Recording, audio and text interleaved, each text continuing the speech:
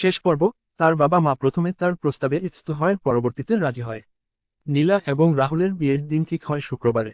অবশেষে শুক্রবার আসে এবং তাদের বিয়ের কাজ সম্পূর্ণ হয়। রাহুল কিন্তু এখন আর বেকার না।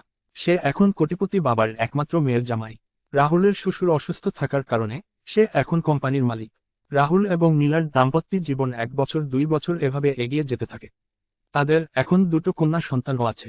হঠাৎ একদিন একটা রাস্তার মোড়ে শ্রাবণীর সাথে দেখা হয় রাহুলের। সে রাহুলের এরকম পরিবর্তন দেখে ফিরে আসতে চেয়েছিল। শ্রাবণী বলে, আমার স্বামীর সম্পত্তি বলতে এখন আর কিছু নেই। যা ছিল তা দুর্নীতির দায় সরকার নিয়ে গেছে। এখন আমি অনেক কষ্টে আছি।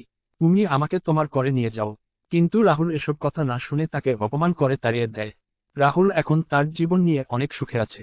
রাহুল মনে মনে ভাবে আর বলে, সৃষ্টিকর্তা আমার কাছ থেকে যা কেড়ে নিয়েছেন তা আমার ভালোর জন্যই করেছেন। আর যা দিয়েছেন তার জন্যই আমি আজ এত সুখী। আর এভাবেই আমাদের গল্পের সমাপ্তি ঘটে।